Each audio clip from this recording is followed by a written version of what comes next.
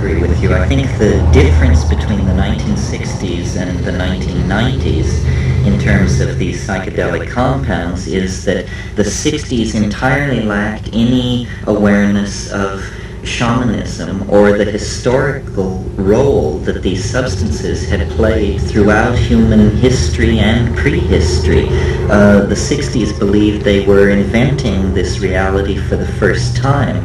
Now that we have been able to compare the psychedelic experience to the way it is done in the Amazon, in West Africa, in areas where these things have been used and understood for a long time, we now have a model. And it's the model not that you take low doses and go with your friends to a rock concert, but that you take high doses in a situation of sensory isolation, such as a quiet, dark room, and make an inward journey into the self that parallels the journey that shamans have always made to recover lost souls or to cure or to discover the whereabouts of lost objects. So in a way, psychedelic exploration has gained power, respectability, and legitimacy by discovering that its own roots were in a Paleolithic religion of great power and wide distribution. In other words, psychedelic voyaging is not something new. This is how religion was done for the first 1,000,000 years, not the last 2,000 years. This is really the only exception to this rule. And I agree with what you also said about how vast this domain seems to be. Serious psychedelic voyagers, I think, can agree the further in you go to this realm, the larger it appears to be. Really what we are doing is we are discovering the inner richness of organism. That, you know, the richness of the human world is not in owning stuff. The richness of the human world lies in being able to access what is within us. Our minds are not blank slates or merely repositories of traumatic memory.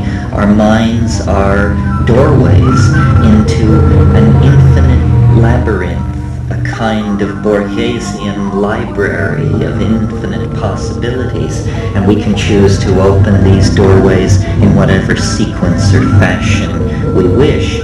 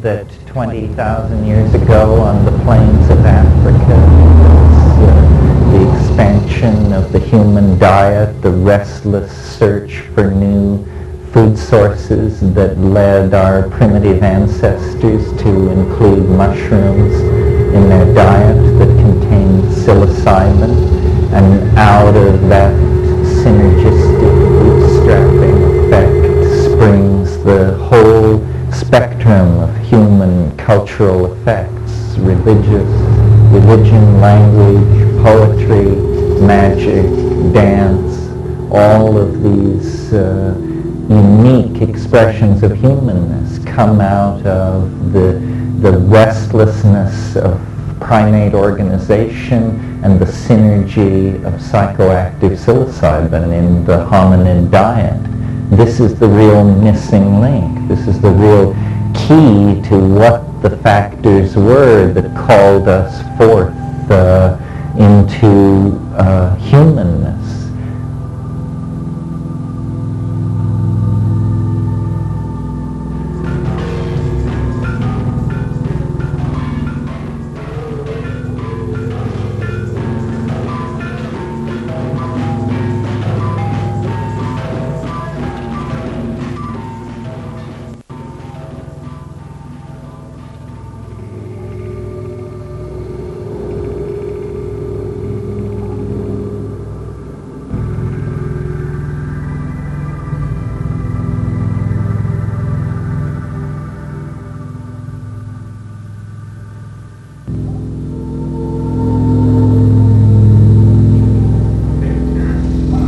So shall we talk about language? Yeah. Well, first of all, let's talk about ordinary language, which is probably the closest thing to a miracle in the natural world. It's the major neurological manifestation of difference between ourselves and other animals and primates. And it's not a physiological difference, it's a difference in behavior. That language represents the most complex behavior ever observed in any animal, and certainly it's the most complex thing any of us ever learns to do. We're born into what William James calls a blooming, buzzing confusion. But by the acquisition of words, we mosaic over various sectors of this blooming, buzzing confusion with words. We replace the unknown with the known through the substitution of words. And by the time a child is 2 or 3, they have completely created a cultural mosaic of words that is interposed between them and reality. Reality from that point on is only an unconfirmed rumor brought through the medium of language. And every culture accentuates different parts of reality, so that in a sense, every culture is a different reality. Language is stuff of the world, not quarks or wave packets or neutrinos, but language. Everything is made of language. All the constructs of science are actually interlocking constructs of syntax. Well, so that's ordinary language, which seems to define reality through a kind of process of lying about it. For instance, by creating subject-object distinctions, which are, in fact, not true to the matter, but somehow operationally necessary for us to navigate in the kind of lower dimensional space that we inhabit. Then there is the phenomenon of non-ordinary, or what I call visible language. And this is very interesting to me. This is where technology, virtual reality, cybernetics, human-machine interfacing can actually make an impact and explore a frontier. Visual language is a transformation of the physiological impulse towards syntax into a final product, speech, which is not heard with the ears, but beheld with the eyes. And it's very interesting that all our metaphors of clarity of speech are visual metaphors. We say, I see what you mean. He spoke clearly. This means that at the organismic level, we associate a higher signal clarity with visual input. And on DMT and other tryptamine psychedelics, you actually experience the field of language, both heard and self-generated, as something that is visibly beheld. It's almost as though the project of communication becomes high-speed sculpture in a conceptual dimension made of light and intentionality. Well, this would remain a kind of esoteric performance on the part of shamans at the height of intoxication if it were not for the fact that electronics and electronic cultural media and computers make it possible for us to actually create records of these higher linguistic modalities. In other words, it's possible to imagine a virtual reality that was driven by a speech-operated synthesizer where the various parts of ordinary speech, adjectives, modifiers, subjects, and objects, were interpreted by the cybernetic environment as topological manifolds of various shapes, so that speech would then generate a visibly beheld topology. And it's possible to imagine a future world where in setting up marriage contracts or negotiating corporate takeovers, in other words, in areas where communication, clear expression of intentionality was very important, that people would actually go into the virtual reality to use the virtual language because its capacity for conveying intent would be much greater than ordinary spoken language. In other words, it's not for nothing that Plato connected up the notion of the good, the true, and ultimately the beautiful. And the beautiful of those three concepts is the primary concept because it is visibly beheld, because it is seen. This is the great convincing power of the psychedelic experience, that it ultimately appeals to us through the sense that we value most, that we existentially relate to as the most authentic, and that is the visual. Visible language is a kind of telepathy, because you see, if I make a statement in visual language and then you and I regard my statement, we are somehow in the act of regarding made one, because meaning is not being created out of interiorized dictionaries, which we each consult in the privacy of our own mind, but rather meaning is a visible manifold in the public domain. Meaning goes public, and the differences between people then decline toward being insignificant. It's a kind of a final confirmation of the McLuhan apotheosis. And I think visible language is coming. Life in the imagination is to be the life of creativity carried on through these virtual environments driven by linguistic engines. Like that.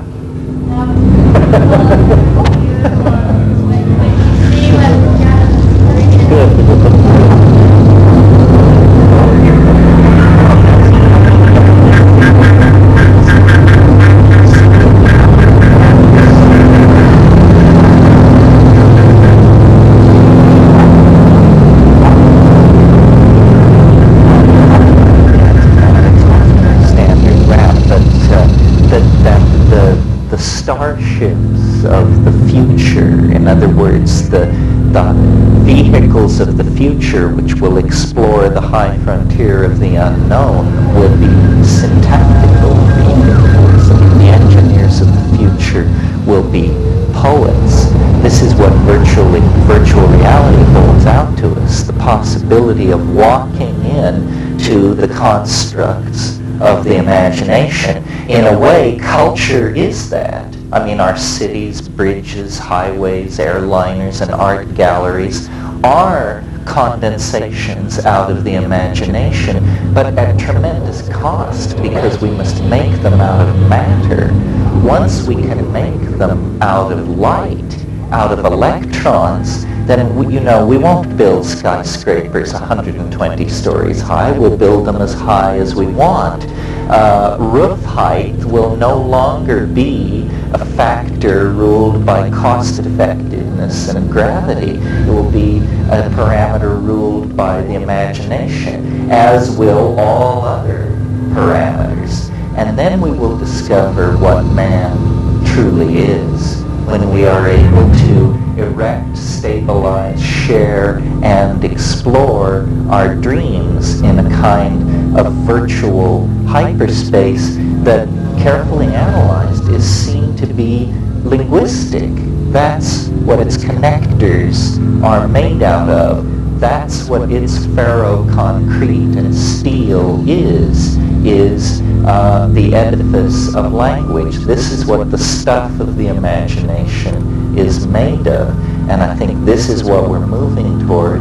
The psychedelic shamans have always known this. Now the psychedelic underground art community points toward this goal and leads the way.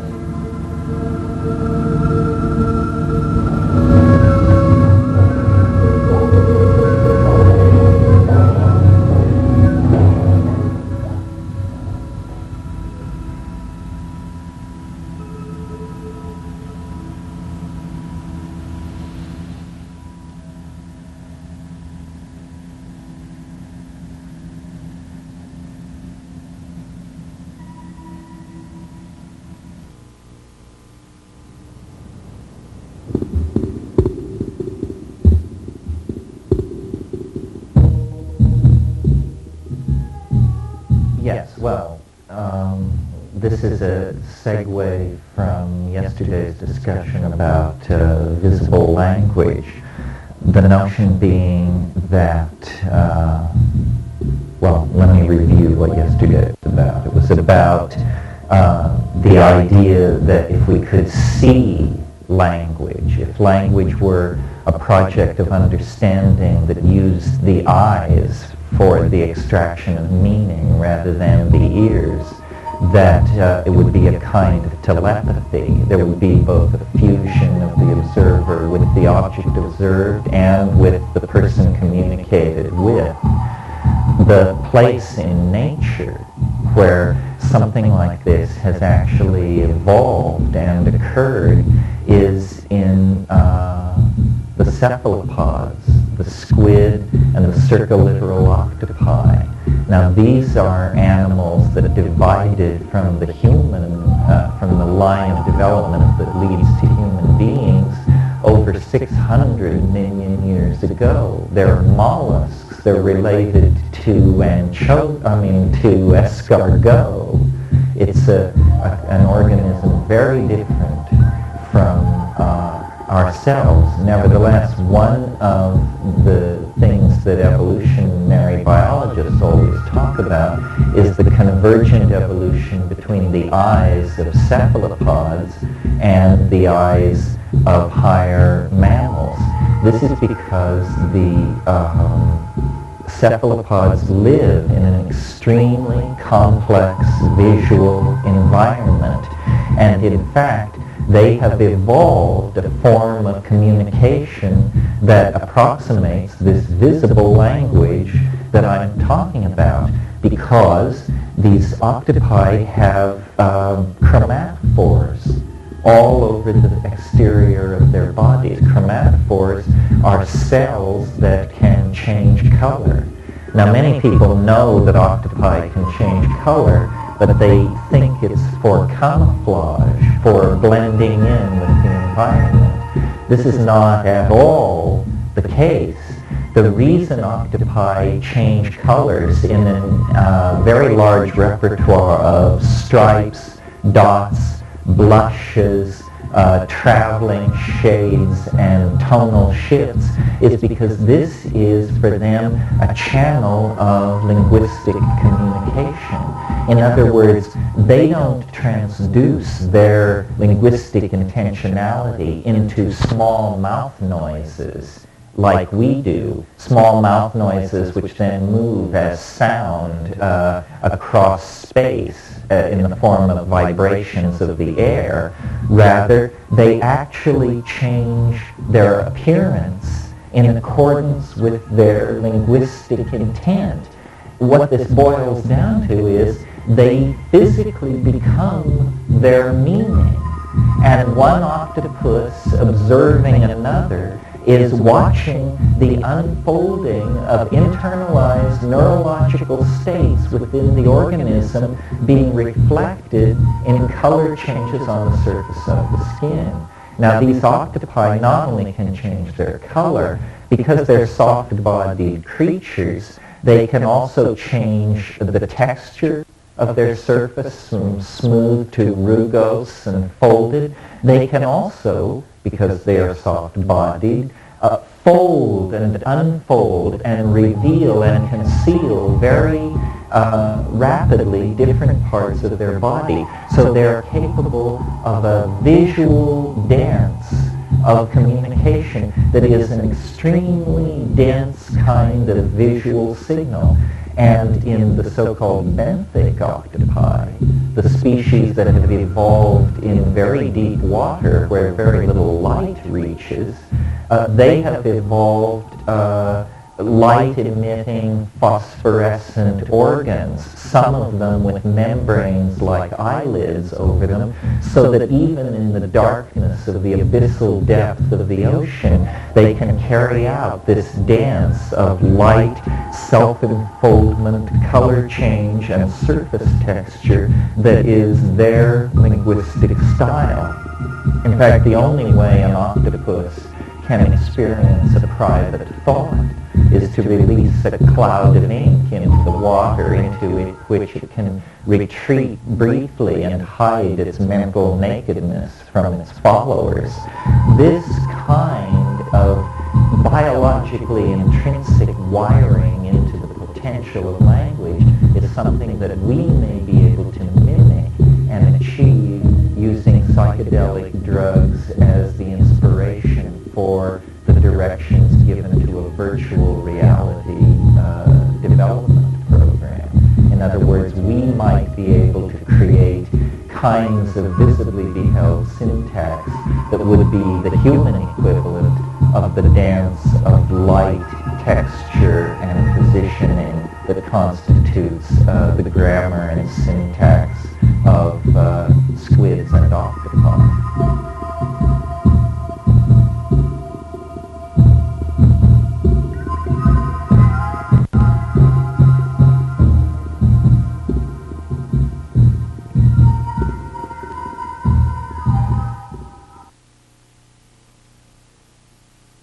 Yes, that's right, because operationally what these psychedelics do is they dissolve cultural conditioning. Cultural conditioning is like software, but beneath the software is the hardware of brain and organism. And by dissolving the cultural conditioning to speak English, German, Swahili, or whatever, then one returns to this Ursprach, this primal language of the animal body, and can explore the real dimension of feeling that culture has a tendency to cut us off from. Culture replaces authentic feeling with words. As an example of this, imagine an infant lying in its cradle and the window is open, and into the room comes something marvelous, mysterious, glittering, shedding light of many colors, movements, sound, a transformative hierophany of integrated perception, and the child is enthralled. And then the mother comes into the room and she says to the child, "That's a bird, baby, that's a bird." Instantly, the complex wave of the angel, peacock, iridescent, transformative mystery is collapsed into the word. All mystery is gone. The child learns, this is a bird, this is a bird. And by the time we're 5 or 6 years old, all the mystery of reality has been carefully tiled over with words. This is a bird, this is a house, this is the sky, and we seal ourselves within a linguistic shell of disempowered perception. And what the psychedelics do is they burst apart this cultural envelope of confinement and return us really to the legacy and birthright of the organism.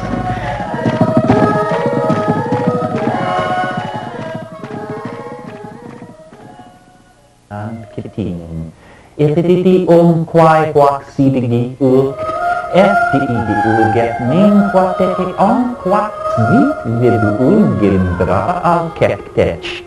Ningol begagan kekt kwe patapahawagan tolgimi hulkwe papahakanta. Esto chikabel idum wipul kektak sitipiting. Ifit nshikwan pohaka wundu wundu upiti ichu upwaksa amapangu tech ni uto deva hoichpul. That's it, I'm out of here.